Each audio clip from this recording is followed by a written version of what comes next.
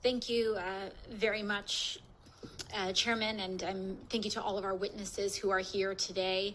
I listened to some of these arguments, and it reminds me that we are serving in a body that is only 27% women.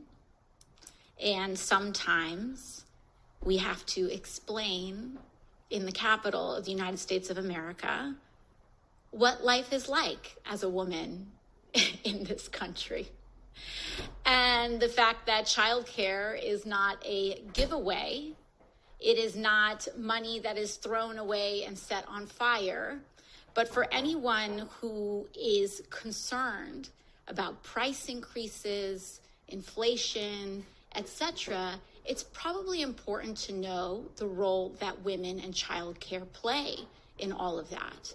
We see headlines all the time about quote unquote labor shortages, which I think many of us would argue are dignified wage shortages, dignified job shortages, which make it impossible to work.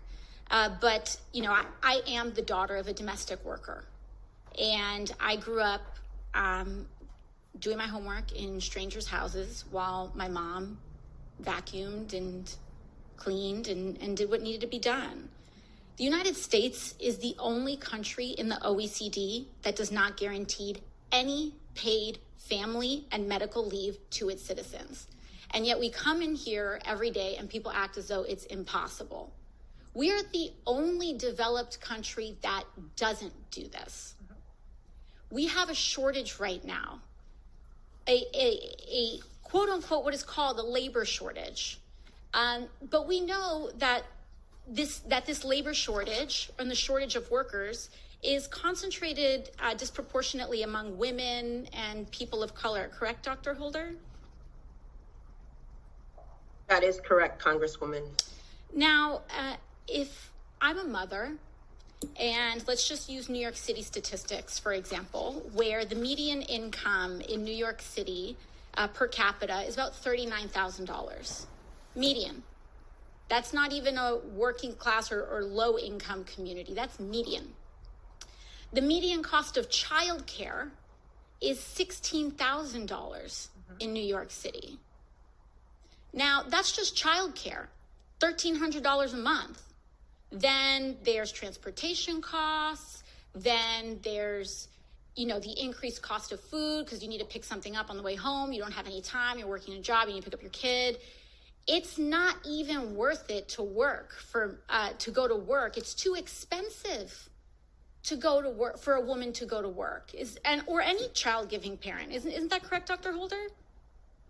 That is correct, Congresswoman Ocasio-Cortez. So most working and most stay-at-home parents, caregiving parents who are disproportionately women, who are already not paid equally, who are already paid cents on the dollar, and Black women and Latina women especially paid pennies on the dollar compared to men, then have to look at this and have to look at $1,300 a month in childcare, and they're making a rational economic decision to stay home. So then we see about how prices are increasing because we don't have labor who's able to take care of our supply chain issues, stock stores, keep stores open, etc. So childcare can actually address a bottleneck to reduce prices in the United States. Would you say that that's a fair point worth investigating, Dr. Holder?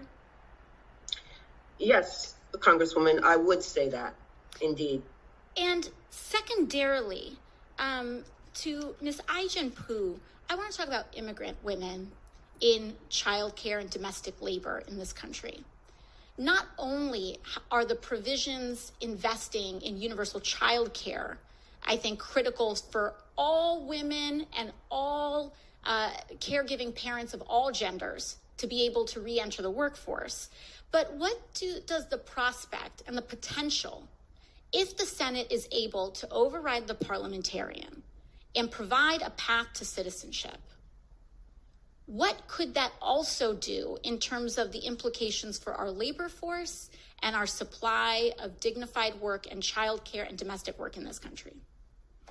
It would help make care jobs good jobs, because we would be able to establish and enforce a floor of good jobs in the care sector.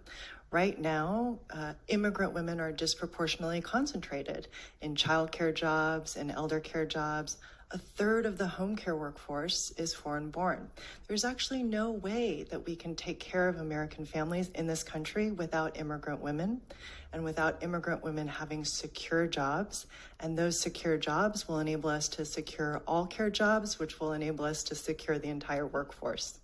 Thank you. And with that, I hope the committee perhaps has a sliver of a better understanding of what it's like to be a woman in the United States of America. So thank you very much, and I yield. The gentlelady's time has expired. Ms. Jacobs is recognized for 5 minutes. Well, thank you, Mr. Chair, and I associate myself with the comments of my colleagues right before me. I want to thank you all for the work that you're doing.